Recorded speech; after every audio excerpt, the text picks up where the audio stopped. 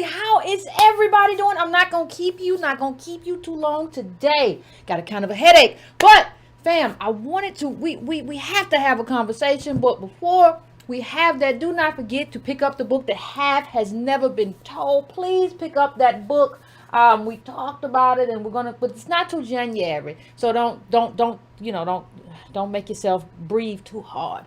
Anyway, fam, please, as always, we have housekeeping to do. We always have housekeeping to do. Please make sure you hit that like button. Please subscribe to the channel if this is your first time here. You heard me somewhere else, maybe we were on Clubhouse or whatever. Please subscribe to the channel. I would appreciate it. As always, if you want to donate, $ Breaking Brown, patreon.com/ycarnell, donatebrown.com. But hitting that like button, subscribing, hitting that bell to get notifications, those are absolutely free ways that you can help and assist the channel and help it to grow and help what we're doing. So I appreciate that. And I appreciate, I have in my email people who have already told me they want to help out, and I'm getting to all of you because we need the expertise. And those of you who who have expertise in a certain field, I just want to keep reiterating it. We are building teams: the policy team, outreach team, media team, the training team. We are building several teams, and if you think that you can be of service on one of those teams, please email me at editor@breakingbrown.com. Once again, that's editor@breakingbrown.com. I will not get to you immediately because I'm compiling that list. So just because you haven't necessarily heard back from me doesn't mean I haven't gotten an email. Good God, you ever go shower and put on lotion and you put on the wrong one and it's oily, forehead all shiny? But anyway, fam, that's what it is. Now listen. And I appreciate those of you who have already emailed me. Now, listen, family, we got something to talk about. Now, I don't know if you all saw, but they out here roasting Barack Obama again. Now, you know I love me a good Barack Obama roast. Oh, it's better than turkey. It's better than any kind of tofu, seitan. It's better than, anything, chicken strip. Obama roast is the best thing ever. Now, I love it.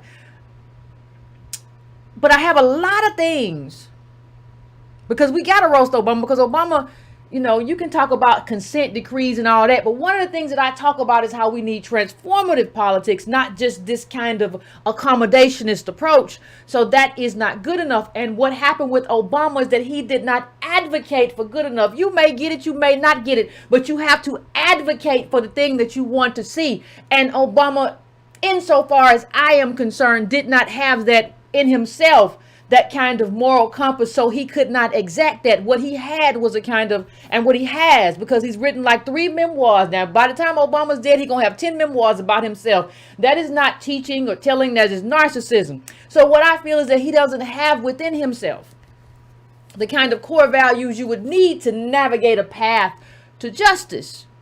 That's not who he is. And we can't expect him, since that's not who he is, to kind of do what we need in terms of justice. But I wanted to talk a bit about defund the police. But I wanted to then, after I talk about it, I want to get to what we all missing. What's being missed in this conversation? I like to frame a thing. And this conversation should be framed on what's missing from the conversation. Because please understand, we're having a conversation right now. We're having a conversation right now about a slogan, not about black people who were murdered, ADOS murders. We're not talking about those dead bodies. We're talking about whether or not certain politicians got elected because of a slogan. And I'm not talking about, it was black people and this goes back. I ain't talking about that. I'm not talking about where it goes and how far it goes back. I'm not talking about that. I'm talking about what we're talking about in this context versus people who went to funerals for people they loved and cared about versus us having to endure that kind of trauma on our social media timelines. That's what I'm talking about. That's not what Obama's talking about. But if you want to talk about justice, you have to talk about it in that context. Let me bring up some some more stuff that some more images and tweets and stuff like that came out, and how people responded to it before I get into what we're talking about in the context that we're talking about it in. Corey Bush, with all due respect, Mr. President, just got elected. Congrats to her. Let's talk about losing people. Yes, I agree. We lost Michael Brown Jr. We lost Breonna Taylor. We're losing our loved ones to police violence. It's not a slogan. It's a mandate for keeping our people alive. Defund the police. Now, I agree. I absolutely agree with like we're losing people. I agree with that part.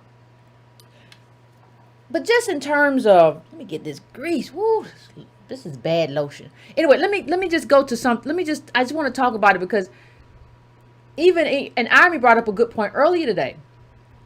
And people are having a conversation. But the conversation is not only just going in the wrong direction in a lot of ways. The conversation is wrong in terms of how it's being framed and how they framed it from the beginning. A lot of analysis of whether or not defund the police messaging was effective seems to overlook any discussion of the number of municipalities that have diverted police budgets in response to activists. Seems crucial component of effectiveness. Right? Now, listen. Let me, like I say, Obama always has a catchphrase when he's about to lie. Let me be clear. And I ain't about to lie. I am in favor of reducing the monies that police get, because one of the things that Army brought up on the timeline is like, look at the police funding. Data matters. Look at the police funding. What kind of policing y'all doing? And what kind of country? Is it a war zone, or is this the wild, wild west? Is somebody robbing the haberdashery every 5 minutes for this kind of funding? I agree. This funding is outrageous. This is some outrageous funding. Different. This is Philadelphia. You see it. Let me bring up a couple of these places, and shout out to Army again for these charts. These are great little great charts and things like that. This is some outrageous funding. You would think people are coming inside and just doing all kinds of wild and crazy things. What are y'all doing? What kind of funding is this for these places? So I agree about the budgets, but what you're talking about, I'm gonna get to the meat of what I'm saying, but let me just start right here. What you're talking about when you say that, though, you're talking about reform. That's not a defund movement. See, the thing is, you left it open. Those of you who came up with the defund police slogan and a bunch of you left it open for people to exploit. You left that open, defund to people, because listen, look it up. There's a such thing as a connotation. There's a such thing as a denotation. The definition might not necessarily match the connotation of the word. People see that and they think, oh my God, they gonna zero out the police. And some people meant that, whether people want to believe it or not. Some people meant we don't need no police because we gonna go to it. We're gonna get to it because we're gonna get to the crux of race and all this thing and ADOSness. But let's just review this for 1 second. How defund the police went from moonshot to mainstream. Let's just have a quick read, if you don't mind. The modern epicenter of defund the police movement is Minneapolis, where a variety of groups motivated by past episodes of police brutality have been organizing for nearly a decade. One of them, the women and LGBT-led Black Visions Collective, penned one of the first petitions to defund their inner city's police department on May 25th, almost immediately after Floyd, talking about George Floyd, rest in peace, was killed. Tell Minneapolis City Council to defund the police, the headline on the petition read. Within a week, protests had sprung up in all 50 states, all defined by support of Black lives and opposition to police violence. Right? And if you all want to look it up, it's from, we were talking about, it's just very interesting. Hold on, let me bring this up a little bit bigger so everybody can see. We did a statewide and national call that sparked uprising in other places, said Aluchi Omeoga, an organizer and core team member with Black Visions Collective. Since Floyd's death, city councils in more than a dozen cities, including Minneapolis, New York, and Washington, have proposed reductions in their police departments. Annual budgets, police departments' annual budgets. Los Angeles Mayor Eric Garcetti has embraced a more limited role for city's police department. Congress, too, has proposed legislation that addresses police violence and aims to vote on the bill by the end of June. This was a while ago. Look at the date of the article. This was a while ago. The words defund police now appear in giant letters along 16th Street in Washington, D.C., mere blocks from the White House, and made indelible on street mapping software.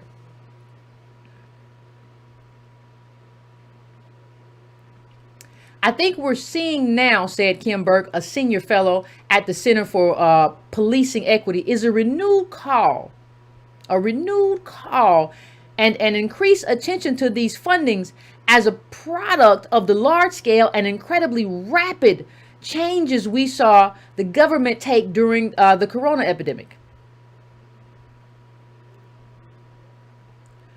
Burke said the recent stampede toward police reform had shown that government can almost overnight change policy, allocate differently, change city budgets differently in the name of public safety. And this is what Black communities have been asking for years. Well, listen, I don't got no argument with the fact of what government can do and what government cannot do. Part of what we do here is a political project that's aimed at changing what government does and how government does it. The problem is, first of all, everybody has not been saying the same thing about what that means, and that was kind of pushed out and became the thing, the rallying cry, right? Defund. And let me just say this. You know, it's kind of hard to address this in a sense. But what happens a lot in our communities, I'm not talking about any other community. What happens a lot and too much and too often in our communities when we start talking about defund the police. I can't say police for some reason. I say the police, every time police. Is we get kind of caught up in this idea that it almost goes to, it's almost like do for selferism, but for the police. So what are you talking about? I mean it like this. You know, when we will say we don't need to be attached. You'll have people say we don't need to be attached to the American economy because we have our own economy, and you don't.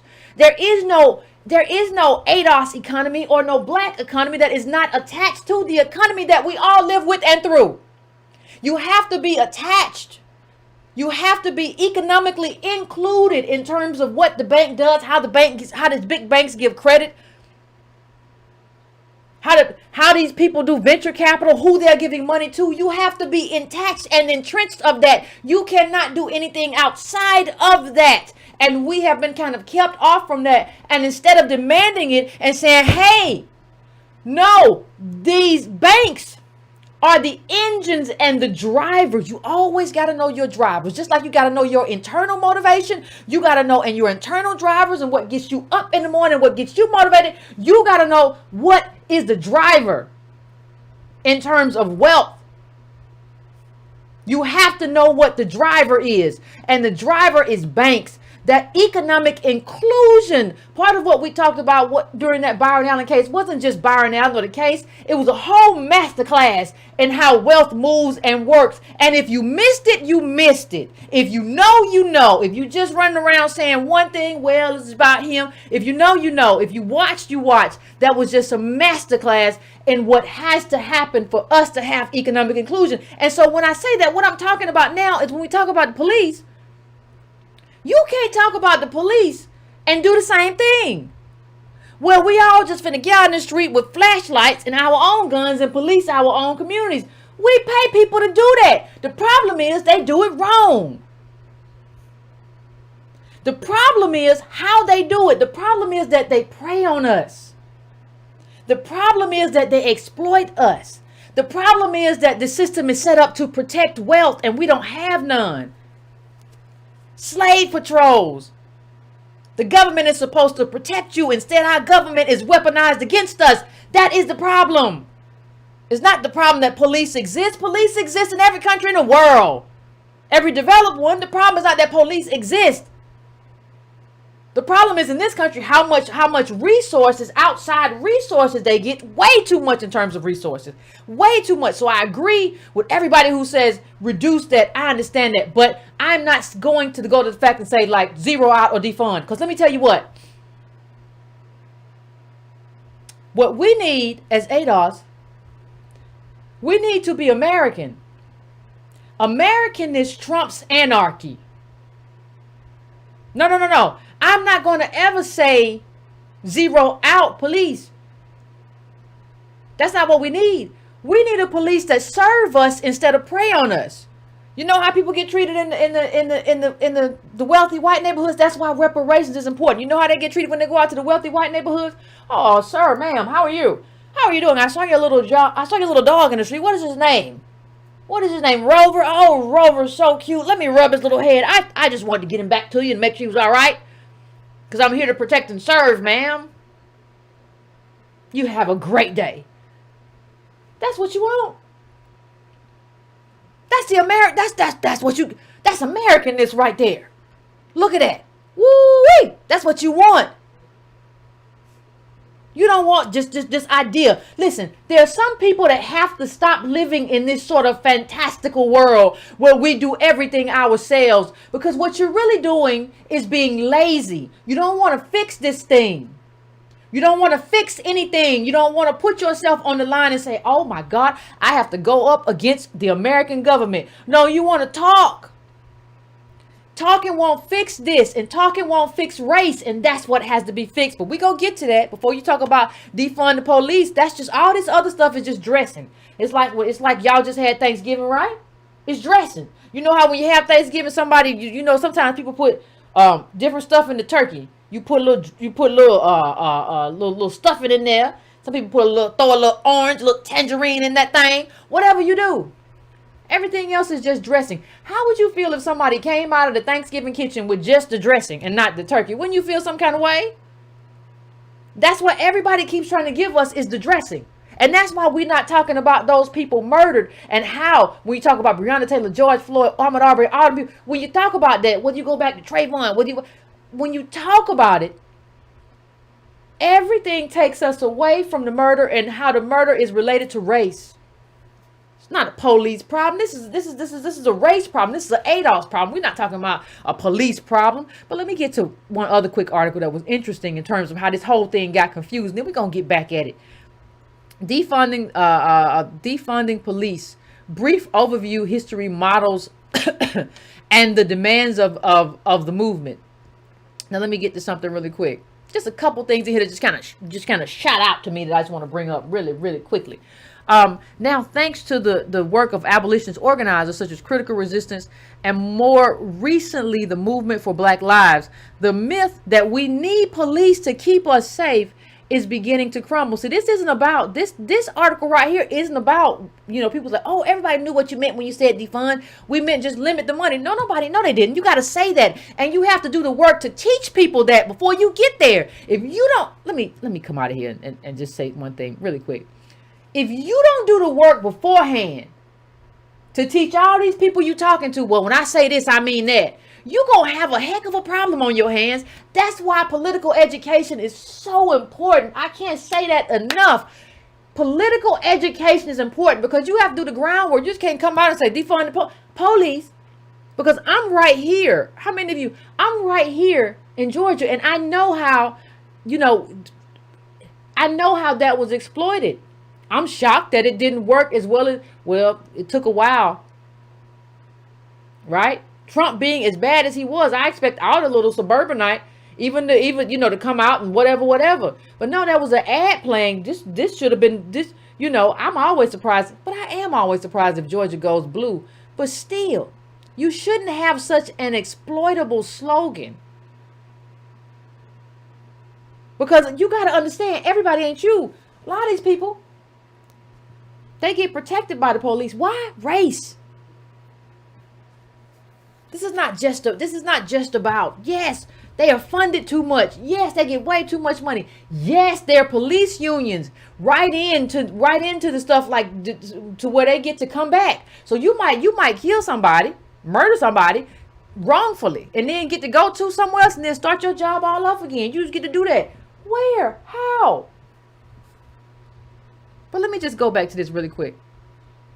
More people are waking up to the fact that despite so-called progressive reforms, improved training, and added police cameras, police departments nationwide continue to disproportionately target, arrest, and murder black residents. That's true. Secondly, people are seeing that police are called to address situations they do not have the skills or resources to address, from mental health crisis to homelessness to addiction. That is also true. According to a Vera Institute study of the 214 million calls to 911 each year, the vast majority were unrelated to emergency events or crimes in progress. Gotcha. Understood. I understand that. But what the point I'm trying to make here though is like what you're just saying is that you don't want police. Other people are saying, well, we just said we wanted to divert some resources. There was never any cohesion here. There was never any cohesion about what defund the police meant. Y'all just said defund the police and thought you were gonna ride a wave. You have to get specific. You have to do the work. There is nothing good in this world and in this life that comes without work. And that includes anything you have, anything you've earned. You can't learn to run 5 miles without work. You can't have a good relationship without work. You can't have a good movement without work. If you don't want to work, you're doomed. And that's what happened here. You had not communicated what that meant. So everybody went to everywhere, and defund the police meant something different everywhere you went. And then Trump and them exploited it. Oh my goodness. They want to defund the police. These Democrats want to, see, they radical. Oh my goodness. Oh my God. Can you believe it? It's unbelievable. But I want us to get to the crux of it, because again, having all this conversation, and I want to touch on that, but having all this conversation about the slogan and whether or not the slogan worked, I want to touch on it just to give my view and just to give my thoughts on it. But it still misses the mark about a slogan. Obama's just sloganeering. Yeah, that's what y'all do to Obama. That's what you did. Change we can't believe in. And we ain't got no change. We're in the same situation after the fact. Change we can't believe in. You ain't give us no change. You didn't try to change nothing. You didn't even listen. With Obama did not push back. He did not oppose white supremacy. The only thing he did was navigate it. Navigating a thing successfully for you and your career is not the same thing. Right? It's not the same thing as standing in opposition to a thing. You did not stand in opposition to anything, Obama. So you don't really, even though I understand that, you don't get to talk. Like, I don't think you understand yet and people don't understand yet. History will tell the tale. You were a failed president. You had 8 years and it was all accommodationist, mediocre, mediocre. I told Politico quoted me years ago of saying Obama's a great umpire. He's just not a good leader. He doesn't lead on anything. Having something where you say better is good is not leadership. Better is not good for us. We need more than better. We need transformation. Better is good for you though. Because you already set up. So you're a great umpire. You're a great person. Say, was that a strike or a ball? I think that was a strike. That you're great at that. You're great at being an umpire. You were never built to lead though, especially in America. So if anybody gets to criticize or critique defund the police, it should not be you. You live in a place where the police come and treat you right, and they always have. You're anchored in whiteness. They've always done that for you. You don't get to speak for us. And it will be great if you would stop talking after this memoir. How many memoirs again? It would just be great if you would shut up. Well, you see, you know how to win elections. You just don't know. You just don't have convictions. See, sometimes people have to understand who they are. What you really should have done, Obama, is like give your political skill to a really good candidate. You would have made a much better campaign manager for somebody who actually believed in something than for yourself. But you're a narcissist, so everything was for yourself. And so you come in here and you want to say things about defund the police, and the most you could say about Trayvon was if I had a son, he would look like him. You had, even in the book, Gates, you had Gates, and you were saying, well, Gates might have cursed out the police, and I think the police is asked to police community. Yeah, but you didn't say that. See, some stuff, even the good parts of Obama's book, and there are only a few, is stuff you should have said at the White House.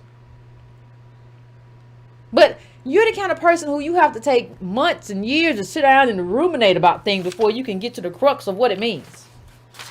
Don't nobody need that. Ain't nobody got time for that. But I just want to get back to the imagination again. We have to get away from this imagining of where, we have as ADOS. And, people don't like this, but we have in our minds this idea that, we don't need the police. We're going to get out here ourselves. Now, the people who tell you that ain't never going to go outside. And if you do go outside, they're going to plop you in the head with a flashlight. They're going to plop you right upside the head because I thought Ray Sean was doing tonight. We have to have trained police officers. We have to prefer being American, fully American, to anarchy. Because let me tell you something before I get to this next little part. America would love to defund us altogether. As far as a lot of Americans are concerned, we've cost too much already. They never paid the debt, but in their minds, we already cost too much to get rid of these Negroes. I will always sign up for slashing the budgets of police. But I'm never going to do something that's going to be or can be manipulated into some kind of program to defund my community of resources. America wants us to be cheap. America would love us to be free labor, right? We have to do everything we can to make ourselves the most expensive group on that budget sheet. This is all about budgets, people. Listen, we have to determine, yes, we can divert those monies from police and send them to social workers, schools, all that stuff. I'm not saying that. But please keep in mind that everything we're talking about is a line item on a budget. And what we have to do and what we should be pushing for is resources, which means we have to make ourselves as expensive as possible. We're owed a debt and we're owed policing that respects us. We're owed a lot of stuff. But instead, you know what's happening? Instead of that, we're being plundered. We're being stolen from still. If you all don't remember, please go back to Ferguson with me for just a minute. For just a minute. This is why budgets matter. This is why you got to get out your calculator. Not only are we cheap, we're in the negative because people are stealing from us. That was what it wasn't just Michael Brown, may he rest in peace, and the murder. Yes, they always understand when you're tethered to the bottom, they always manipulate your trauma. Right? They always, from the KKK on, trauma has always been a part of this. They have always used trauma and murder to keep us in place. walking around and you see a person you know. Imagine that during that day of lynchings, hanging from something. This ain't that different, family. This ain't that different. It helps keep you in place. Don't step out of line. You still gonna get jacked up. Understand. We got video getting shot down. Trauma has always been a part of what's used psychologically to tether us to the bottom. I'm not surprised by it at all. I'm not surprised by it at all. But understand the financial plunder as well. That's why I say we have to be expensive. I don't say that just because I'm just trying to say something radical or whatever. We have to be expensive, not just because we need it. That's a part of it though. But when you set that standard, you begin to do the work. What do you mean do the work? You begin to look at these budgets and you begin to see where the budget comes from and see what's happening. So let's go to a quote in this article really quick. Of all the harrowing stories buried inside the Justice Department's report, and that was a decent report on the Ferguson Police Department, one of the most illustrative begins with an illegal parked car. The year was 2007, and a Ferguson officer who noticed the illegally parked vehicle issued its driver, an African-American woman, two citations and two citations and a $151 ticket.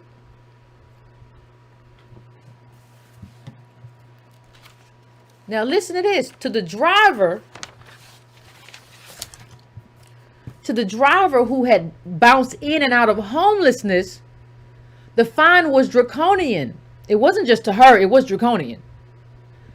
She couldn't pay it in full. So over the next 7 years, the woman missed several deadlines and court dates that tacked on more fees and more payment deadlines, more charges. She ultimately spent 6 days in jail, all because she didn't park her car correctly.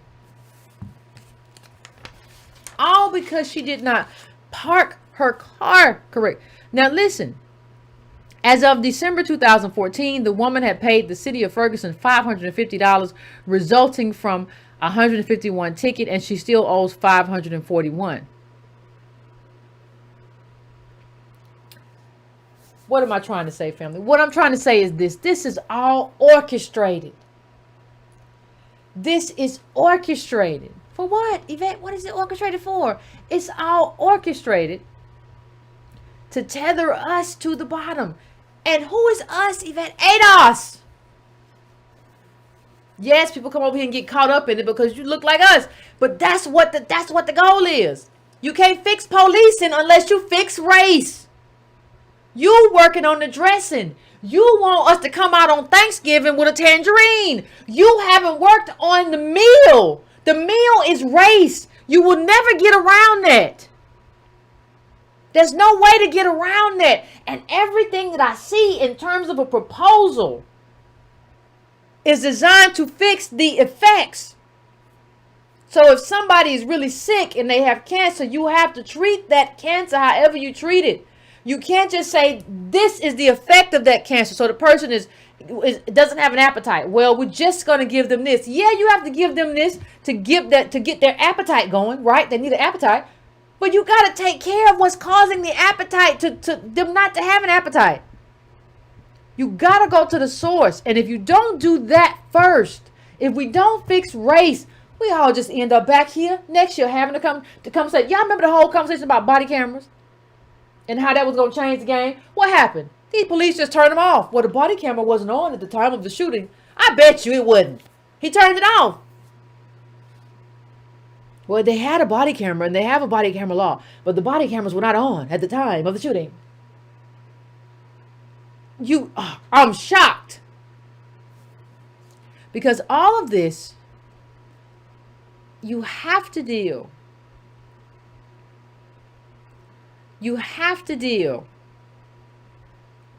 There's no way around it. You have to deal with the reason that we're in that ghetto. You can't just deal. Let me just take this off for a second, just to make the point I'm making. You can't just deal with the fact that we're in the ghetto and we're getting murdered by police. You have to deal, or the fact that there's murder in the community, because these are poverty crimes. A lot of these crimes are poverty crimes. So even so, oh, black on black crime, poverty crimes. You got to deal with the poverty and why we're in those ghettos. Who redlined us and put us there? Why? Who's going to get us out? You have to deal with why we're there. Why we're like fish in a barrel that anybody can just shoot and plop out. You have to deal with that. You can't just deal with, well, that person just shot a fish in the barrel. Yes, because we're there to shoot. That's what we're there for. We're here to be plundered. That's the design. Hey, we're going to make up, we're going to create, hey, all this budget stuff we're doing. Oh, great. We just going to get the Negroes more tickets. A homeless woman parked a little askew. She's trying to get herself up out of it, raise herself up, come out of that. We're going to give her a ticket and we're going to celebrate. Ooh, we're going to celebrate the fact that we did it and we're plundering this group, because that's the design. It's orchestrated to be that way. We're supposed to be looted as a group. That's what we're designed for. Unless you undo that, you chasing your tail. You ever laugh at a dog just chasing their tail and running around? You say, oh, you sure is a silly dog. You just silly. You just running around and chasing your tail and running and running and running. Unless you fix race. This is what we are. Race has to be fixed. The repair. That's what we talk about when we talk about restorative justice. We're not playing games. We're not trying to be radical when we say a debt has to be paid. That's not what we're doing. And there's a lot that has to go with reparations. But the debt has to be paid. We can't be this group anymore, because this group was designed to be a bottom and like this feeder thing for the upper part. We can't be this anymore. We have to transform this thing, and we have to get what we deserve, or we will always say, I don't care how many body cameras or how many campaigns you have or how many defunds you have. If you don't fix race, we will be here to the end of time unless we die off. And let me just show you a little proof of that. Going back to Ferguson again, just so we don't forget. Percentage, we're talking about populations, Ferguson's populations. Percentage who are African American. Percentage with outstanding warrants. The vast majority of outstanding warrants stem from cases involving minor violations such as parking infractions and speeding tickets. That's plunder. That's all it is. Stops. Let me bring this up just a little bit. Stops and arrests. Percentage of African American among people subject to a vehicle stop, 85%. People who received a citation, 90%. People arrested, 93%. Additionally, African Americans were more than twice as likely as white drivers to be searched during vehicle stops, but 26% less likely to be found in possession of contraband. Let's go on just for a second.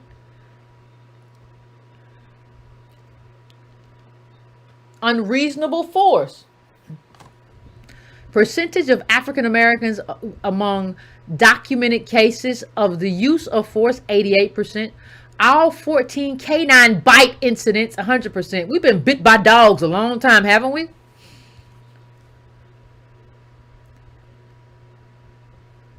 Petty offenses. Manner of walking in a roadway charges, 95%. Failure to comply charges, 92%. Peace disturbance charges, 92%.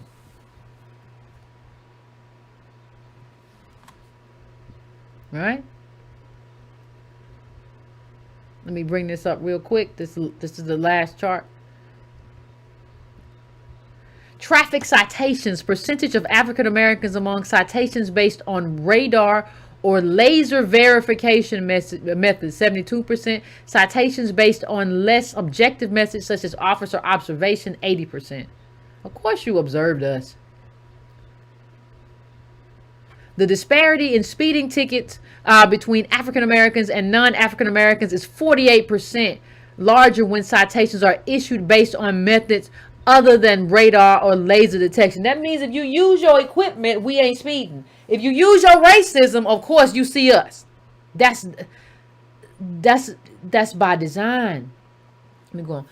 Court practices. Percentage of African Americans among cases in which an arrest warrant was issued, 92%. People arrested during traffic stops because of an outstanding warrant, 96%. People held at Ferguson jail longer than 2 days, 95%. And you held longer because you can't make bail because you're poor, and the cycle continues. How many, do you know how many people in these jails are dying of COVID that have not ever gone to trial? Let me show you what the captain, this is way back when, we're talking 2012. Let's talk about this plunder real quick. Here's the captain in March 2012 writing to Ferguson city manager to boast of record collections to the tune of $235,000. The court clerk girls have been swamped all day with a line of people paying off fines today, he wrote to a city official. Since 9:30 this morning, there haven't been less than 5 people waiting in line for at least 3 hours. 10 to 15 people at all times. The city manager was again overjoyed at the revenues bolstering city offices, lauding the police and the court staff for their great work. The staff also patted themselves on the back for charging more for petty offenses than other municipalities. This is the post again. Our investigation found instances in which the court charged $302 for a single manner of walking violation, $427 for a single peace disturbance violation, $531 for high grass and weeds, $777 for resisting arrest, $792 for failure to obey, and $527 for failure to comply, which officers appear to use interchangeably, the Justice Department found.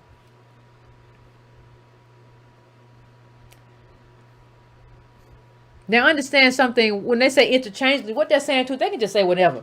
An officer, it's his word against yours. He could just say, well, you failed to comply. I tried to arrest you. Arrest me for what? For what can be like, well, that's a failure to, you failed to comply. They can just do whatever they want to do. And so we're in a situation, it's kind of like what I said about politics last week. Like the politicians don't do what we say because they don't fear us, because they know we're a captured electorate.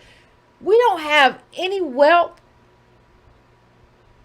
Nearly no wealth in this country in terms of, we're talking masses, not just individual. We know we have people who have, we don't, you know what that means? That means that who they gonna tell? Who they gonna call on?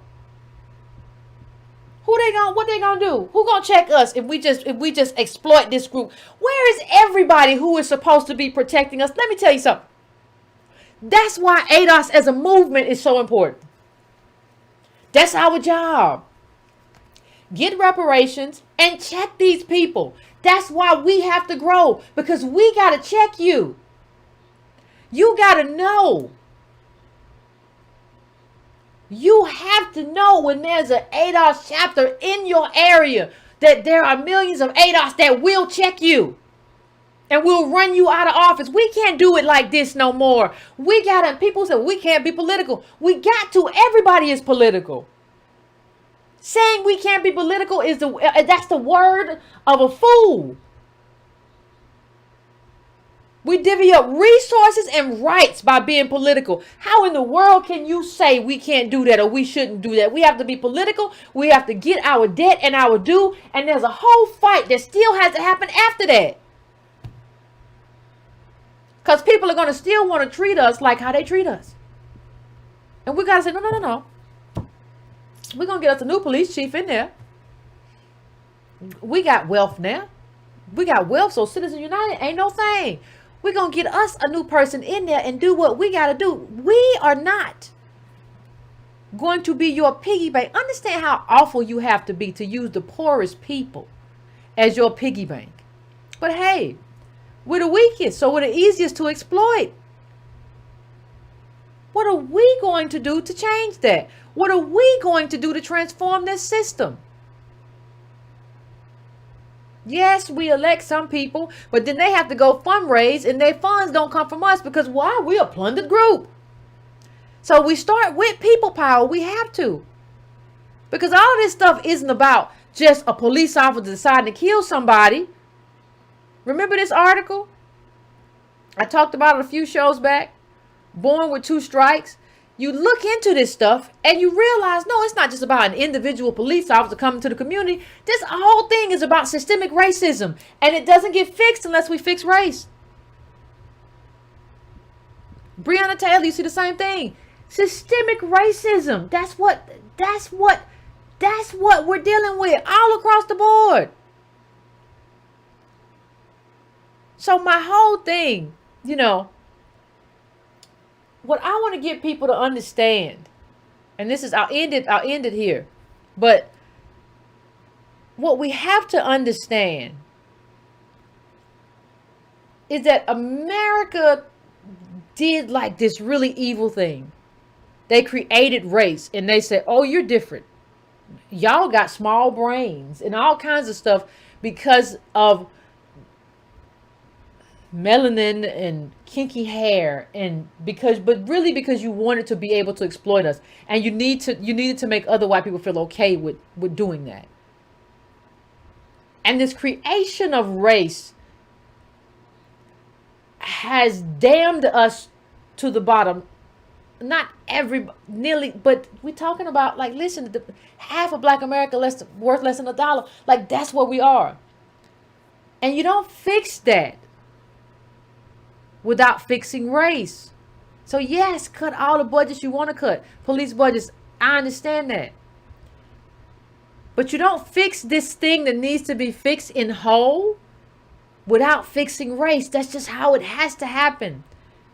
That's the reckoning of America. America is overdue for a reckoning. And what we have to understand is that ADOS is that reckoning. Time's up. Yeah, it don't happen fast. Don't get frustrated. All good things, tend to not happen fast. That's fine. But time's up. It's time for you to reckon with the blood. And when I say that, I mean all the people who've murdered and toiled and all of this stuff. It's not just the blood that we saw this summer, family. It's blood from years gone past that America has tried to skirt past and not deal with. It's time now. And that's what this is about. That's what this moment is about. That's what this movement is about. It's time. And we're going to grow. That's just the way things happen. We're going to build. That's just the way things happen. But America has to reckon with what it did. And you can't do that. Although I'm not opposed to it, but you can't do that with just dealing with the consequences of a thing. You got to deal with the actual thing itself. So give me a few minutes, fam. I want to hear what everybody has to say. And I'll come back and we'll have a conversation.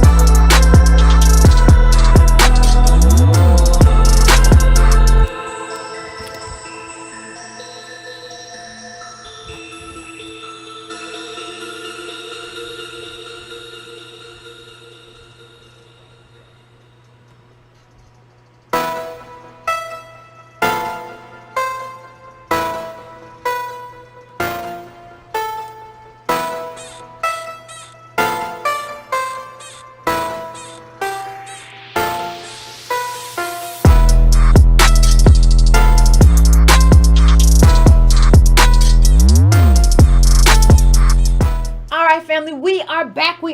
And I'm going straight to the calls. I am going right now to 708. What is your name? Where you calling from? Hold on, what's going on? And what's on your mind? Come on now. All right. Good evening. How are you? Pretty good. How are you? I am well. Thank you. Thank you for all that you do, all that you've done. You and Colin, you guys are amazing. And I will be the first to say that we are right and the world is wrong.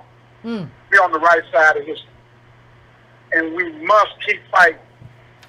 I learned as a kid, you keep fighting even if you lose. Yeah. You can't stop fighting. You know, you get out, you stop, then you're going to get dog walked.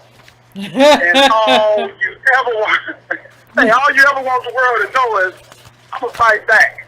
You know, and you know, I have to remind us, as you always do, it was Obama's Justice Department that did that. Went down there to Ferguson. Yep.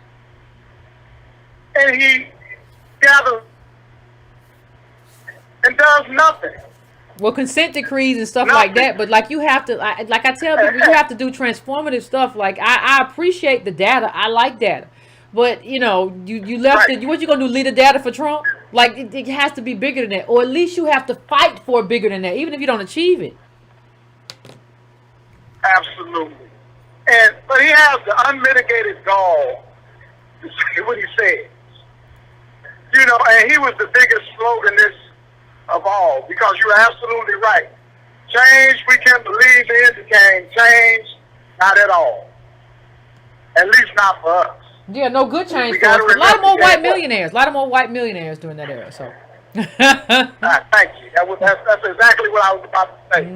But you know, I won't hold you long. I just want to say, you know, the bottom line is if we don't fight and if we don't continue this, we are most certainly signing our own death warrant. Free certificate. We're already tethered to the bottom. If we don't do what it is that we need to do, and that's everybody, get on one accord, speak the same language, and I appreciate the fact that it's always pointed out to the ADOS family that we don't need everyone, we just need a critical mass. But we need that critical mass to be noisy. It's the dog that's hit that makes the noise. The squeaky wheel gets the oil. Ain't that right? Get that and grease. We have to squeak, and just get on their damn nerves. Yeah. And we can't care about what people think, because if we do, then we will absolutely cut our own movement short. I don't care what you guys should just be. Don't you have the right to vote? Yeah, but you have everything else. I want to vote. Where you have everything else? That's associated with it. Ooh. You know? Yeah. Everything that's associated, all the freedoms, everything that we so rightly deserve for everything that we've done. We fought in every war. We've never had a problem being their countrymen. It's always been them. They're the problem. It is not us. Well, you know what? Well, you know what's supposed to happen too, fam.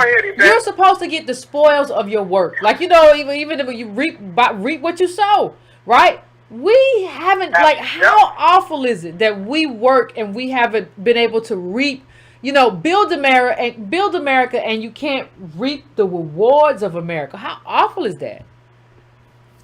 That's awful, because we're dealing with some awful people. But it's okay, because there's some good people among those awful people. Absolutely. And we just need a critical mass of that group of people also. Absolutely. You know, I'll just be quiet by saying, hey, it is not the yelling and screaming of our enemies, but the silence of our friends.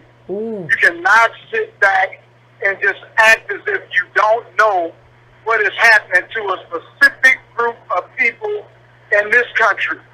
And I know without question, yes, the immigrants that come here from Guatemala and all of those different places, yes, they've gone through a lot, but I believe they come here with that same mentality that, hey, what we've been through, we would like to do to someone else. And that's a shame. Well, I don't even think. Well, let me just say this. I think it's this though. I think when you come from some place where you've had to survive and migrate to another country, I don't know if you get to that other country and then say I'm gonna help people. Now you say I survived all this. Screw them. They didn't go through as much as I went through. Sometimes that is the conversation. Listen, I had to cross lands and pay a coyote or whatever the heck happened. And like, I'm just going to take care of myself and try to send money back home. And I think, and so it becomes a survival mechanism. So you have a group of people that's kind of focused on survival. And so the money they make in America might be more money they ever seen back home, and they're safe. That's a different reality to us because everything is relative. And so you have to understand that like any kind of kinship is not built off of, well, y'all are both brown people. That doesn't matter at all. This group, and there may be another group. There might be another wealthy group that's coming from, their family may have come from Cuba and they were the elite there. These people have a whole lot of different kind of backgrounds and realities, and we have to understand that you don't kind of combine forces with a group when you don't even know who that group is and they haven't necessarily sent you a signal that they even want to be on your team. Irony said a long time ago, nobody immigrates to America to be a part of a losing team. And that's kind of where we are because of what America has done. And we don't even try to take that into context when we try to build alliances. We just kind of go full in and full on because of what we hear on TV or whatever. No, any kind of alliance that we have has to be built on a kind of shared ideology or an idea we're going to have, we want the same outcome, or I'm going to do this thing for you and you're going to do this thing for me. It's a contract. That's what it is. Absolutely. Absolutely. I agree with you 100%. But what I was saying was, absolutely, you're 100% right. But we always try to understand everyone else. They never seem to want to try to understand what we've gone. Nope. And if I remember I used to, when I was young and I was doing a lot of dating, and some feelings might have got hurt with my mate or something, I would always say, listen, I'm not going to be the only person sitting around here with hurt feelings. If I'm hurt, we all going to hurt until we work this thing out. Love you, Zach. Love you back, fam. I appreciate you. Thank you for calling in. Appreciate you. Thank you so much. Thank you so much, fam. Appreciate you for calling in. I'm going now to my next call. I'm going to 973. 973, what's your name? Where you calling from? And what's on your mind? Hey, what's going on, Yvette? This is Samir from out of New Jersey. Not too much. How you doing? Obama, he's like the gift that just keeps on giving, and he just comes in and he just tries to stomp out movements, whether it's when he came in after Bush and just, occupy Wall Street, how he just basically shut the lights on Acorn, how he just basically left the teachers out to dry. Ooh. One second, I'm sorry. How he left the teachers out to dry in Wisconsin. Just time and time again, how he got on the phone and shut down the strike, and with LeBron James. So this guy has been who he's consistent. He got a long list, ain't he? He has a long list. He's very consistent. He also, like I was on Twitter, somebody says one of Obama's strongest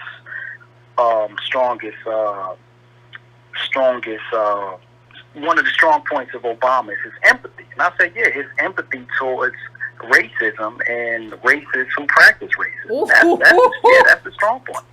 That is a strong point. That's how he navigates. That's how he navigates racism. Not on behalf of Adolf, but he negotiates with racists for his own gain, his own political survival. He's done it time and time again, you know.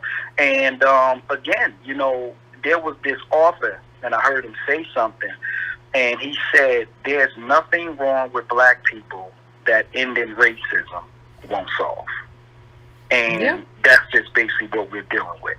But we can't let Obama come in and just stomp out any movements that we're trying to push, because it seems like he's the Trojan horse, and this is what he does. Yeah, it seems like he's always pulled in to kind of neutralize something on behalf of people who are not us. And it's funny, like, you know, how he does certain things. He doesn't even really kind of talk about it in depth. He just says enough to say, like, this won't work. And he doesn't say necessarily what will work either. He just says, well, you know, this thing won't work. And the thing is, like you pointed out, he has a pattern. When people have a pattern, like even in your life, if you're around somebody who has a pattern of like trying to undermine you or whatever, at a certain point, it would seem that you would stop listening to that person. Right. And you know, even if you go back to Acorn, you know, Acorn was like boots on the ground, trying to mobilize people to basically get Barack Obama and other progressive candidates into office. And when he got in office, he just turned his back on him. You know, Occupy Wall Street. You know, it just time and time again, and I'm just very cautious. I mean, how do we have this conversation with black people who are still just basically enamored by his charm, which I don't even find him charming anymore. You know what I mean? His speeches used to, in the beginning, it moved me, but it's like every time he opens his mouth, it's like, you know what I mean? The con is up. You know, I see right through him. But how do we get other Adolf people to see what we see and to really like call this guy out for who he really is? And he's just basically a careerist and an opportunist. Yeah, I think, well, you know, I think, you know, that's something I think we just have to keep beating that drum, because what you pointed out is so important, because what you pointed out is that, you know, the longer people live, the longer their pattern is. And what I like to always look back and see, like, what does this pattern look like? Okay, and what people are going to have to realize is that your life hasn't gotten any better. Like, I like to look at things, and if you look at the group, because data is about the group, how is this group doing? It hasn't gotten better. So the fact that you like the way this man communicates doesn't mean that he ever has or ever will communicate effectively on behalf of you. When he's asked to do something, he can talk all day. Obama loves to talk and think and hear himself talk and hear his words repeated back to him, and people tell him he's smart. But he's never going to, and he hasn't. He had 8 years. Like, I honestly, like, I don't want to hear you talk about stuff that needs to happen after you had 8 years. And you had 2 years. 2 of those years you had a Democratic Congress when you could have run the table, and you didn't. I don't want to hear about anything after that. I don't even know why we listen to anything after that.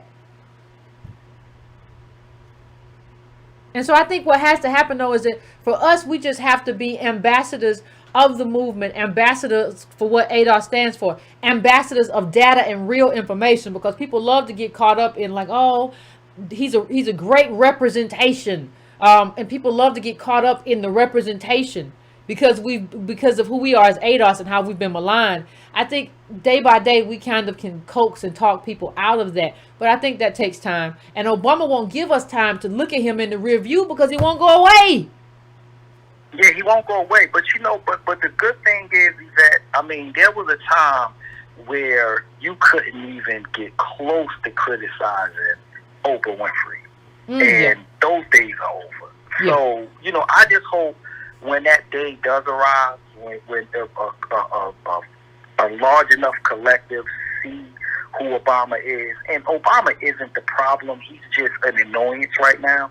He's in a way. But, I hope it's just not too late. You know what I mean? I hope once we kind of like, the collective find out who this guy is, we're basically, 10 miles down the road towards reparations, hopefully. But, I enjoy you. You guys keep up the good work. You too. Yeah, I'll talk to you soon. All right, fam. I appreciate you and great comment. One thing I think the thing that you always got to do, you always got to look at somebody's pattern. If you have a pattern of doing this stuff, it's a one-off. People make mistakes. You got a pattern of kind of like of neutralizing movements. That's interesting. You even have a pattern of trying to neutralize this movement. When you said we always say the voting is an exchange, it's transactional. Obama came out and said it's not transactional. Weren't you trying to neutralize this movement too? This is what you're moving toward. You didn't say the name because you don't think we're big enough to say the name, but you came out and said and positioned yourself in opposition to something that I have said multiple times. Why? That's your pattern. Anyway, going to my next call. I am going to 323. I'm coming to you. What is your name? Where you calling from? What's on your mind? How you doing, Yvette? Pretty good. How about you? I'm doing good. I want to say thank you, and I want to say I really appreciate you. Thank you. I'm right on the end of it's at the end of the baby boomer, so I'm kind of like torn. You know what I mean? I'm a part of them, but I'm not a part of them. You know what I mean? I felt like that my whole life. But anyway, I want to just say that this thing about Obama. There's levels to this program that we're under. It's not just one thing. It's multiple things. And it's some things that are going on at the same doggone time that don't even look like they're about the same thing. Do tell. Like Republican and Democrat. Like Republican and Democrat. Okay. Like Steve Bannon and the Kennedys. Like Donald Trump and Epstein. Well, explain when you say Pelosi, like Nancy Pelosi and Ted Cruz. These are the same things that look like different things. It's a big program going on here, and it's about money and it's about legacy. So it ain't going to be simply changed or fixed overnight because it's based on love. We don't love ourselves and we don't love this country. Okay. And that's the truth of the matter. We talk about all the stuff that we've done. I'm a former Marine. Okay. We talk about my father was in World War II. We talk about all the wars we fought in. That means nothing. That's just talking points. We don't love that stuff.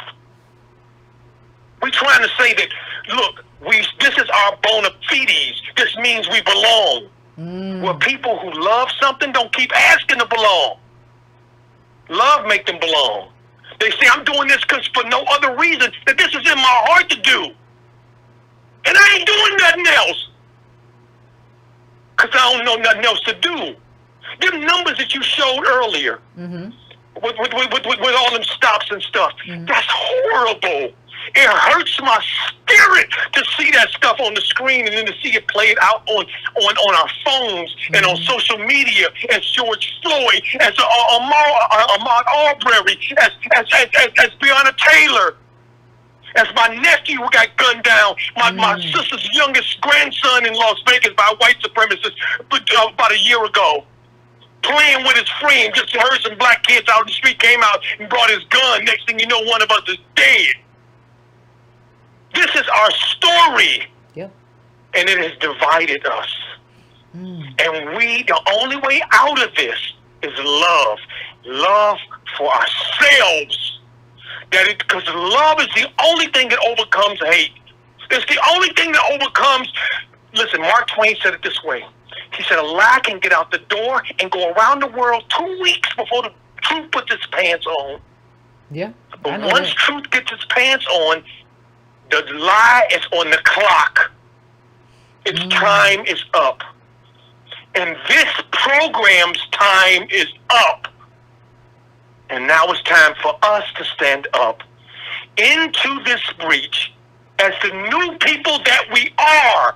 Nobody is like us on this planet. Nobody. Nope. Do you hear me, family? Nobody is like us. I've been everywhere on this planet, doggone near. I even went to Africa in 2008, right after the World Cup, looking to try to find my lineage. And everywhere I went, the minute I opened up my mouth, they said American. Not one person said black person. American. I've been in Asia. American. Europe. American. Everywhere we go, we're Americans, except here. And we need to stop this nonsense. It's nonsense. It is silliness. And it has kept us in this loop of hell. Because that's all you're doing. That's all you and Tone doing. Y'all just reporting the news. The condition that we in. And it's horrible. And anybody that you got to explain this to ain't worth your time. No matter what color they are or what package they come in. This is about the people who love themselves and each other and are willing to do anything for, including die. So those that aren't interested, those that this doesn't motivate, those that this doesn't move aside. We love you anyway. We love you, Obama, but one day you're going to be irrelevant because you were only here for one time in space and you trying to steal more time. You were here to get the young blacks and whites and Asians to get used to seeing black people in a different position. So that's why they chose you, buddy. Not because of your smart brain. Ain't nobody interested in your brain. Not in this program, they ain't anyway. Oh, well, you done said a word, fam. You done said a word. And ADOS is about love. Those who love us and love ourselves I agree, are fam. going to answer this call. I thank you. I thank you for that call. I thank you for your passion. I thank you for your service. And I have a few words I'm gonna say after, but thank you so much, fam, for calling in. I honestly appreciate it. I appreciate the passion of our people. And let me just say this: when he says something very important, when he says love of country or love of America, too many of us have it in our minds that, oh, he's asking us to just kind of just love white supremacy. He's asking us to just like love the thing that oppressed us. No, he's asking all of us to love our people and to love our contribution and to love who we are as Americans. What's wrong with you that you think loving Americans is loving white people? Do you not think that your ancestors were American? They fought to be that. What part of you in your mind automatically thinks that you are kissing the ring of white supremacy, given that we built the thing that we're talking about? That kind of doesn't make sense. So I want to thank you for calling. I'm going right to my next caller. Where am I going to next? I'm going to 720. 720. What's your name? Where you calling from? And what's on your mind? Hey, Yvette, how are you? Pretty good. I'll just say I'm calling out of Denver right now. Okay, you're a little bit muffled for me. A little bit. Go on. I'm sorry. Can you better now? Yes, much better. Okay, so yeah, Elijah out of Denver, and it's crazy. I was calling in because I was actually thinking along those lines, but the last guy said a lot. But I'm going to throw a wrench in the whole thing because we have to talk about even more stuff, I think. Okay. And it's kind of painful, but it's not painful. It's actually a good thing because, but what it's going to end up doing is going to cross two undeniable paths right now. Is that Black Americans, I think a lot of us are descendants of slaves, but I think the majority of us are the descendants of people who were always here. And I think what Biden did when he said, well, we have to talk about the Native Americans too, I think he understands this push that's coming from the other way now. Let me just say this. I think you're absolutely wrong. Like, let me just say this. Let me ask a bit about efficacy, because I'm not saying that there weren't people here or whatever, like Africans. I'm not saying that. In terms of, but the slave ships existed, right? And so I think, I saw somebody say this, and I want to thank you for calling in, caller. But I saw somebody say this, and I thought to myself, I hope that white America doesn't catch on to this, because we're talking about numbers too, right? In the sense of, well, yeah, I was always here then, And I saw somebody else say, well, the slave ships were a myth. And it's not a long way to go before you, because I saw it in that one thread. It's one thing to say this thing happened, these people were here, or whatever, right? We had some of these people here. It's another thing. What happens after that, though, is that somebody says, well, and I saw, well, this was a black person. This wasn't no white person. Say, well, they got into this whole thing about how the slave ships were a myth. You can't hone in on that and have a reparations movement. Because it's at a certain point when we're trying to gain a certain resource for ourselves because of the institution of slavery, you can't focus in on that and expect that. Like, even if you believe whatever you believe, I have a question for you. Why is the time now for you to come out and be talking about that? Because everybody knows good and doggone well Biden wasn't responding to no push when he said Native Americans. You know he wasn't talking about us. He was trying to use Native Americans in terms of the people we used to refer to as Indians to neutralize our push. That's what he was trying to do. To give Biden the benefit of the doubt and say he was trying to do something good for us because he knows that there were Africans who were Aboriginals or whatever the case may be, he wasn't doing that. Don't ever give this man the benefit of the doubt on anything. I don't know why. See, the thing is, I don't know why we always want to switch it up, regardless of what you believe. Like, I don't know why you would try to switch that up in this moment. But anyway, I'm going to my next call. I'm going to 216. What's your name? Where you calling from, and what's on your mind? Hey, this is a real treat. Man, it's an honor and a pleasure to for you to take my call. Hey, fam. I applaud the passion and what you're doing. Hey, what's going on? How you doing?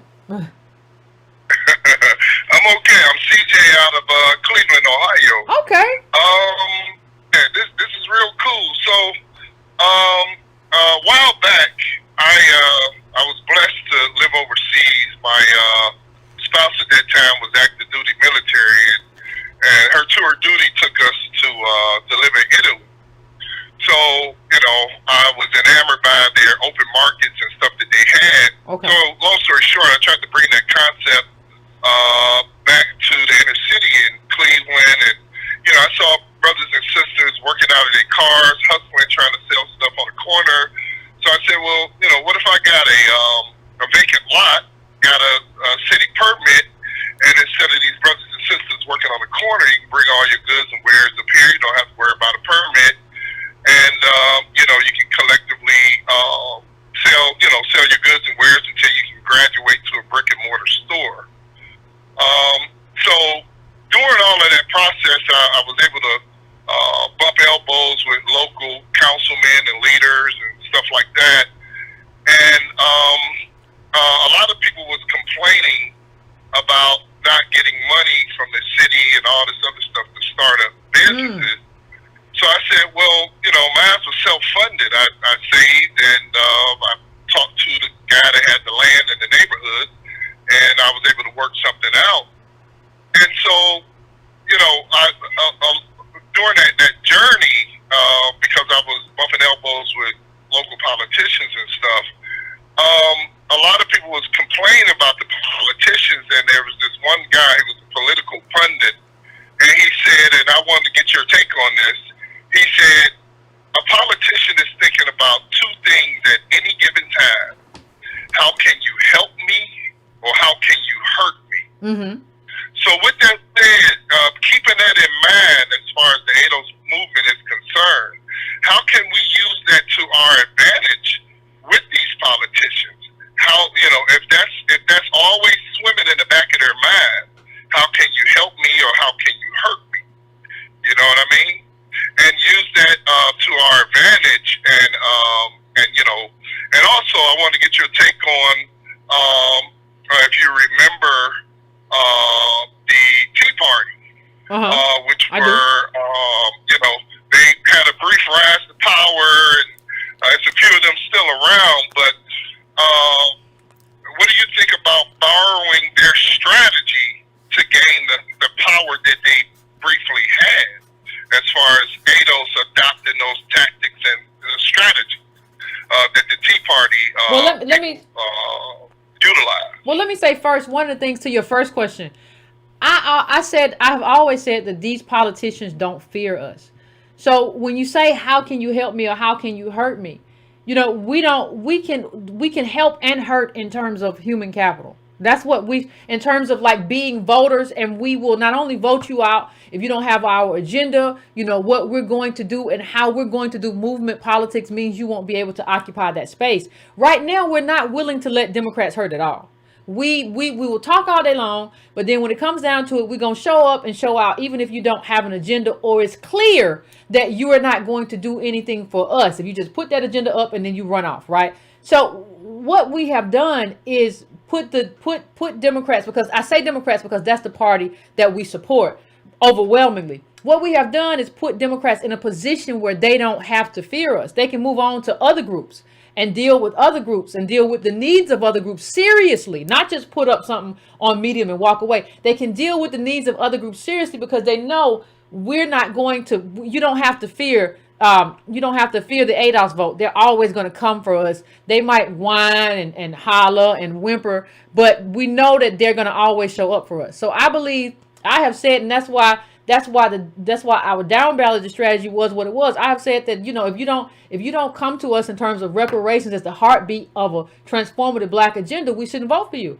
And we're not willing to have Democrats lose, and we suffer some pain momentarily to have them lose so that they know when they come back, oh my God, these people really did what they said they were going to do. We don't stand by our word.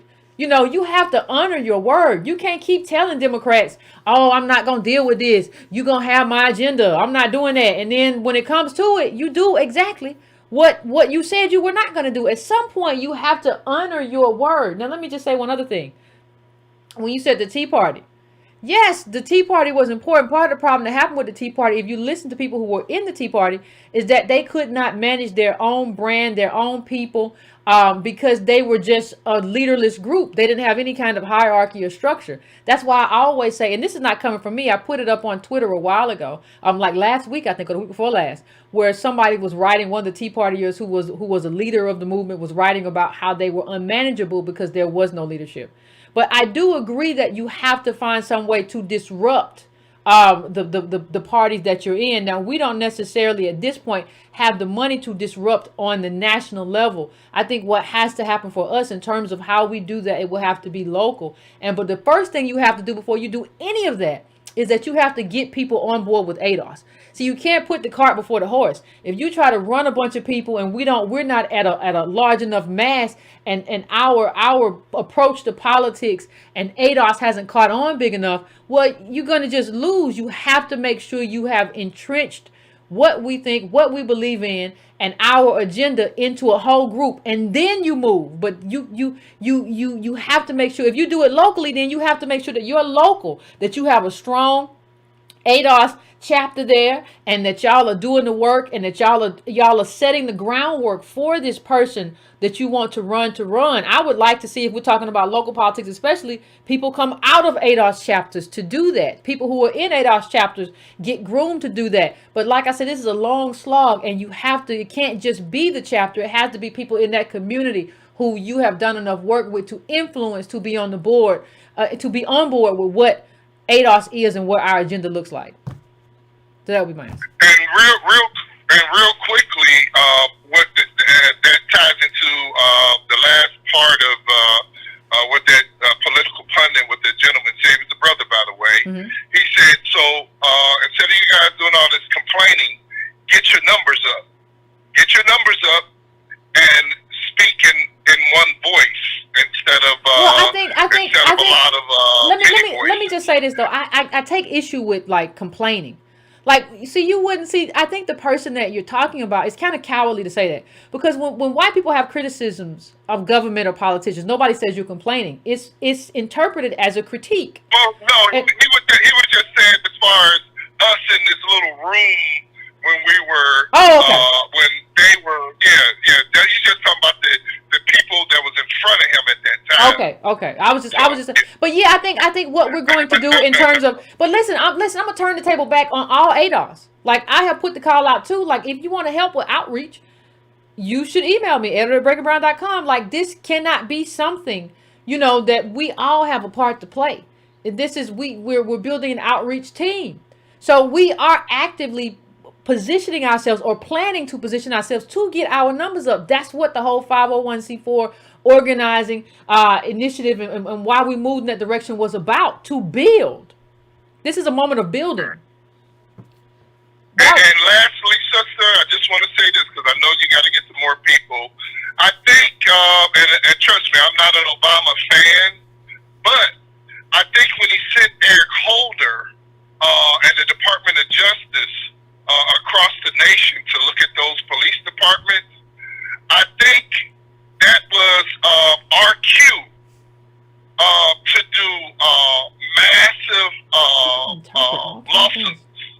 If we had black trial attorneys and this and that, that was astute and paying attention, because that was literally the federal government letting us know or validating what we have been screaming to the rafters for decades. But let me just say this before you go. Hold on, fam. Before you let you go, I think even with the last caller who talked about what Biden was doing, these people aren't sending us cues. See, I disagree. I don't think that happened at all. I think what happened is he did what you're supposed to come in and investigate this. This was a killing. I don't think it was a cue. I don't think anybody's winking at us or trying to get. I don't think any of that is happening. So we can disagree on that point. I don't think he was sending any kind of cues. But I want to thank you, Sam, for calling in. I got to get to some other calls, but I thank you. I appreciate you. Because here's the tangible evidence. Yeah, I gotta go though, caller. I appreciate you though. I gotta get to some more calls. I appreciate you though. I know we like to have a conversation. I appreciate it, but I gotta get to some. I got a full queue today, so I gotta get to some people. I am going now to 702. What's your name? Where you calling from? What's on your mind? Hello, 702. You there? I can't hear you. Sound muffled. Yeah, hold on a second. I had to take out speakerphone there a bit. Okay, what's going on? It's Cal in Vegas. I just wanted to say one thing.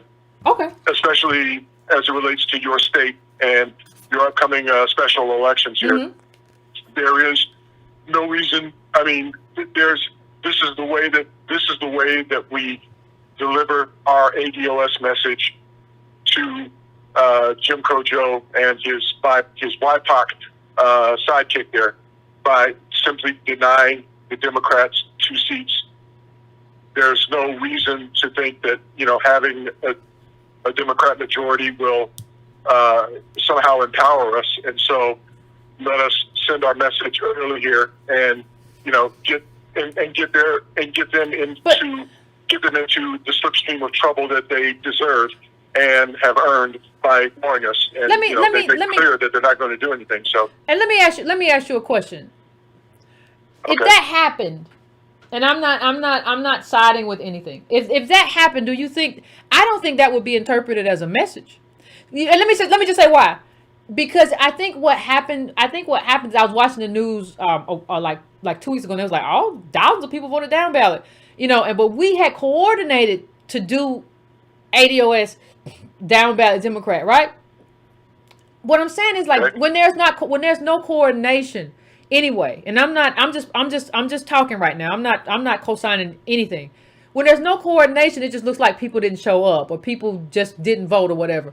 Like, there's no coordinated effort to say, I demand X, Y, and Z, and if you don't do X, Y, and Z, then we're going to do this on election day or whatever. I think that may feel empowering, but I'm not sure that it is. That's what I would say to you.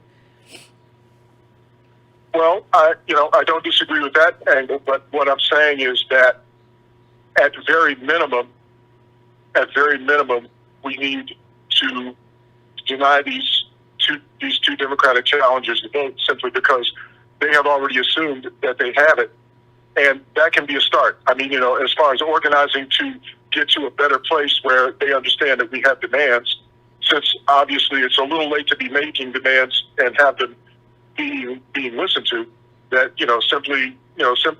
simply going down ballot, or, well, since they're going to be the only thing on the election, simply not showing up is just the start of the, shall we say, tipping the scales. and I don't, But haven't we like done I say, that? Haven't we done that? Let if me just there's play anything I devil's. don't Let want- me if just there's- play if devil's there's- advocate. Let me just go play ahead. devil's advocate. Haven't we done that? Like when you look at the elections where a lot of and I understand that a lot of us don't show up or haven't showed up because of apathy and a lot of other stuff. But we have to kind of get out of a lot of reasons we haven't shown up. But haven't we done that? And so I would say that there is no proof. Like we've done that a lot. Like I'm not showing up for this person. I didn't vote. I ain't gonna vote. That even happened after the. I just don't see, necessarily how there. I'm looking for kind of proof that, and we've done it before, that kind of results in like a different kind of politics for us. So you're saying we stay home and we'll kind of teach them a lesson. I'm saying that like a lot of us have stayed home in a lot of different elections and it hasn't really showed anything. It's just kind of like, remember Donald Trump thanking black people for staying home? I don't think it really necessarily results in any kind of change of the trajectory of Democrats in terms of whether they learn a lesson or engage in policies that benefit us. I just haven't seen that. And what I'm saying is that this time, You're saying the opposite is true. election, this time it's different. I Okay. just think it is. Okay. Okay, I accept that. I accept that because you can make the opposite statement. You could make the opposite case.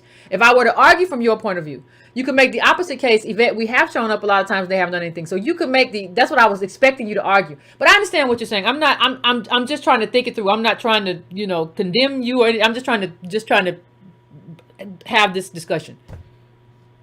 All right. Well, appreciate the call. Thank you. I appreciate it. To me, I think we just have to start getting organized in terms of what we're going to do with our voting block, right? So, like, we can't have one individual saying, I'm just going to stay home, and then somebody else saying we're going to vote. We have to get behind an agenda, and that's what we have to start doing. Now, we did it this time on a national level. I think, how we move has to be more coordinated. So it just looks like whether we do or we don't, it looks like there's this kind of sporadic kind of just, well, y'all stay home because y'all was lazy. Oh, y'all always vote Democrat. I think everything we have to do going forward in terms of how we move, it has to be an organized effort in terms of what we do and how we do it. And we have to stop having these one-offs where we just kind of think alone. We have to start thinking and moving as a group. So let me just go to my next call. I am going now to, I'm going to 734. 734, what's your name? Where you calling from? What's on your mind?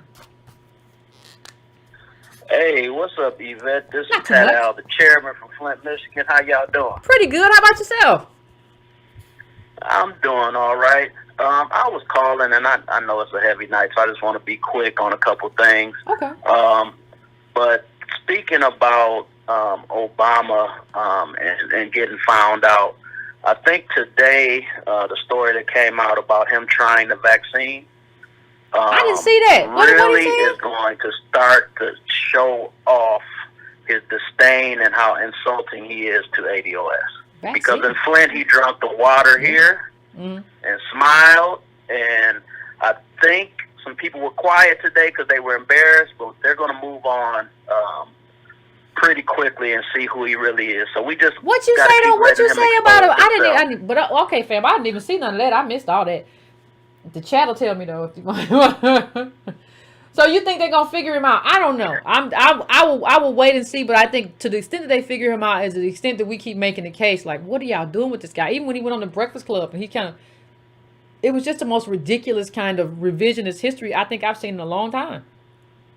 But Yeah, and then the other thing here with defund the police, and I think it's these poison pills, like you said. When you say defund the police without any direction, you can't get anything done that way. Because do you want to defund the police in Detroit and Flint, where we barely have enough people to take care of the law-abiding citizens? And that's a job that ADOS has in these inner cities where they can actually still get pensions, like the post office and things like that. So it's no focus. Just like Black Lives Matter, no focus. So it's just a term that's divisive to the nation, and it doesn't get anything done. So I just we haven't even talked, fam. We haven't even had a conversation about if the police gets defunded. And I'm not saying black police don't do anything wrong, so don't go say that. But if they get defunded, we haven't even talked about who gets fired first. Is probably the black police officers. We haven't even had a conversation about that. Yeah. Yep. All right, fam. I appreciate That's all. That's all I wanted to say. Yep. Thank you, fam. Stay up, everybody. All right, appreciate you, fam. Thank you for calling in. I am going now to my next caller. I am going to 215. I'm coming to you. What's your name? Where you calling from? And what's on your mind? Hey, what's going on, Yvette? How you feeling? I'm feeling This good. is Herb. A little headache, but I'm all right. I'll hang in there. I'm calling out of Philly. I just want to say a big shout out to ADOS Chicago for their tech training. So definitely a big shout out to them. Good. I definitely, as far as Obama, man, Obama got some of us starstruck, man. I ain't gonna lie to you. Somebody was shadowing me for my job out of Chicago today, right? Had this conversation today. We was talking about Obama, right? I ain't gonna get too much into it, but he was like, well, the brother was like, he was good, but in a way you could say he was kind of bad because, a lot of people lost their houses in the mortgage crisis, right?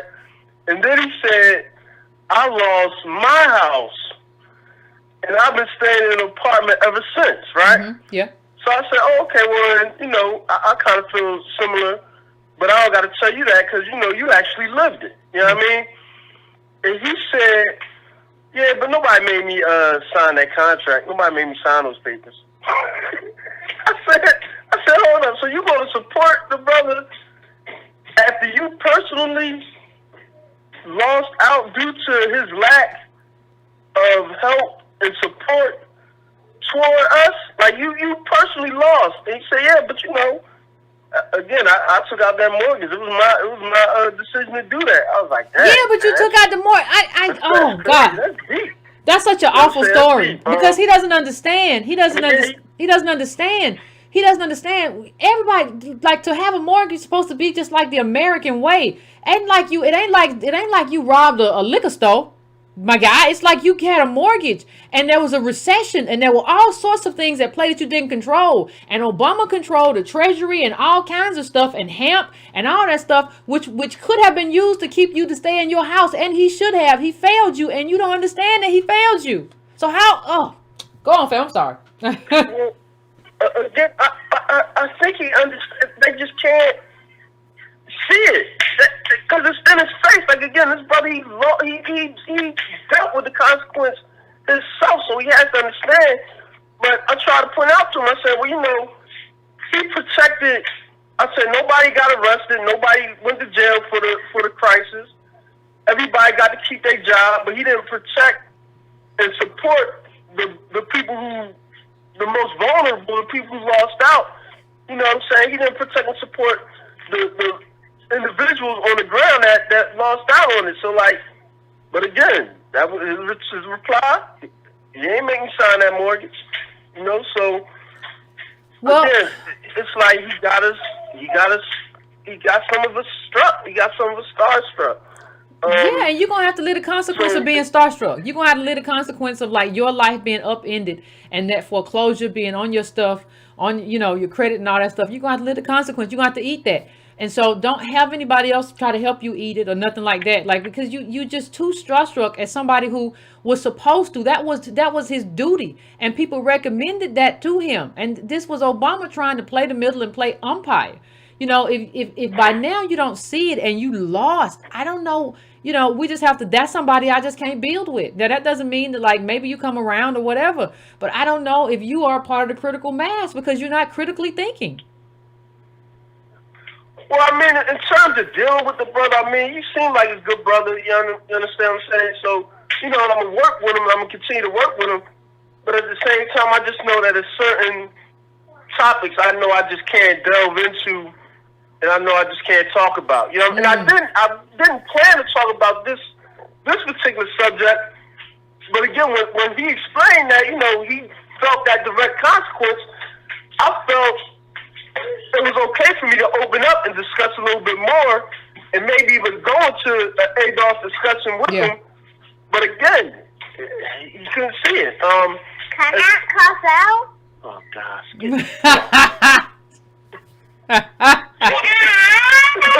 Listen, at the baby. The baby want to talk too. You talking too much. The baby want to talk. Yeah, that's my dog. We had called before. Tell the baby I said, hey, the baby want to talk. Hey, baby. But yeah, and also defund the police. I'm gonna say this and I'm gonna get going because I know she's gonna try and take over. But defund the police. The people that say defund the police don't live in communities that need police protection. And I seen a quote from an ADOS member on Twitter. I'm not sure I'm not sure the name. Okay. But they said there's too many people reading books and trying to lead people who live the subject of what's in that book. Ooh, that's a word. You can leave it on that, fam. Ooh, there's too many people that. Ooh, Yeah, ooh. right. Thank you, fam. I appreciate it. A yellow bloke stole my bucket.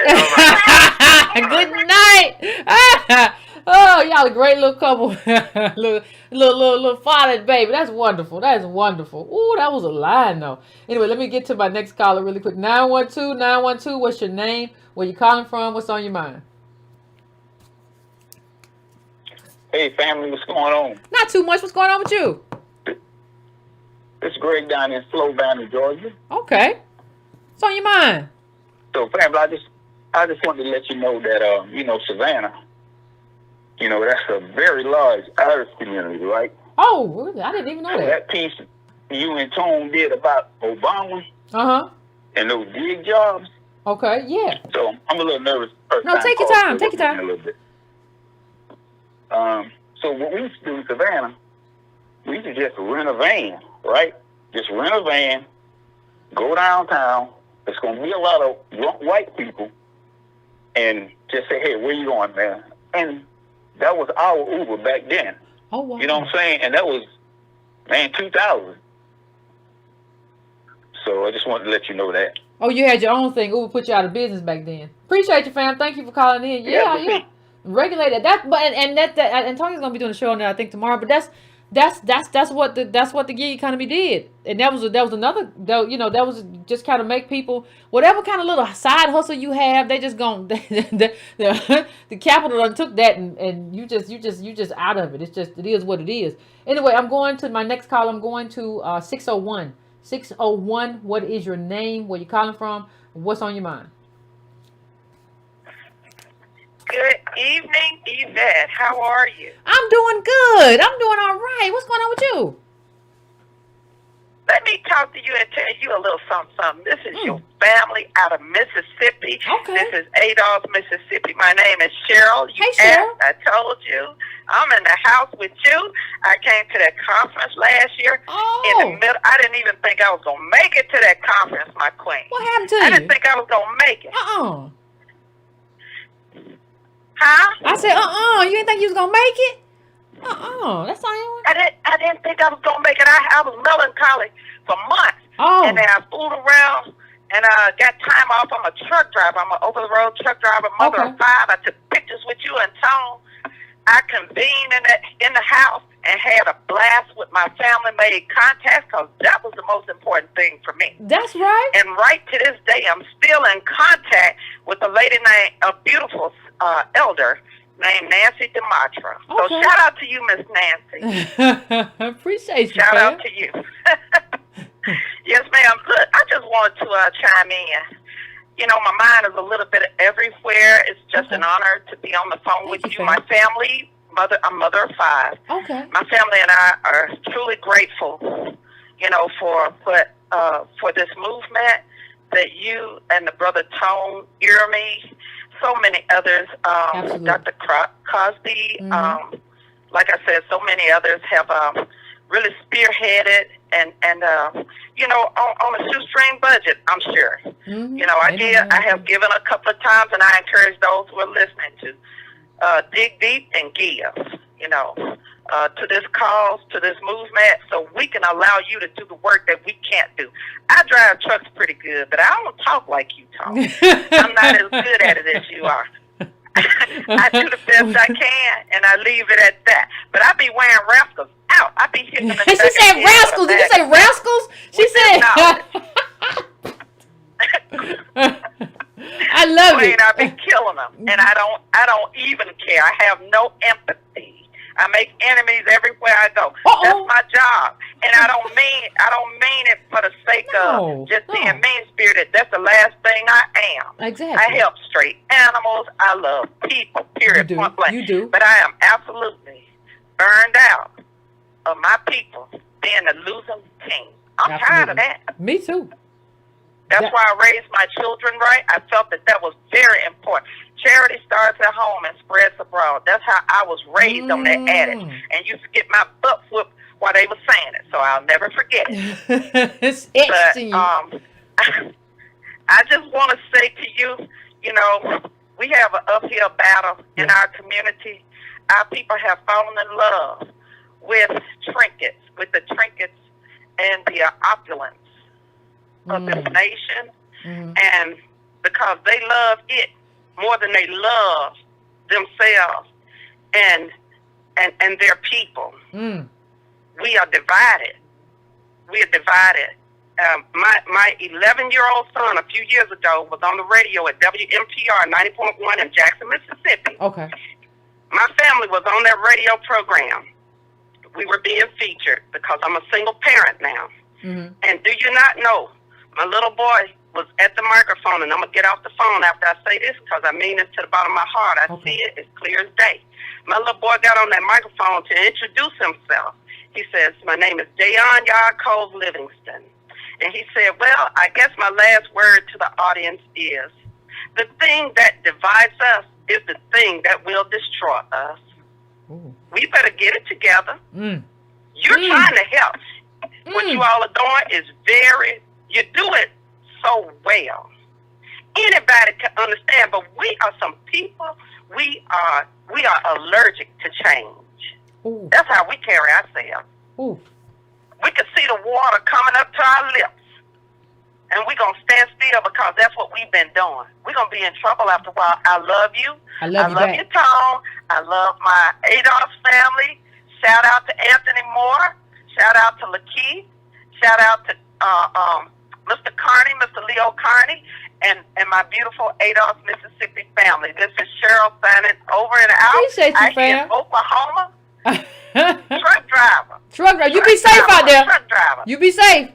All right, I will. Thank you, fam. Appreciate you. Yeah, you be safe out there. I can tell you a great mom that needs you. You keep your eyes open.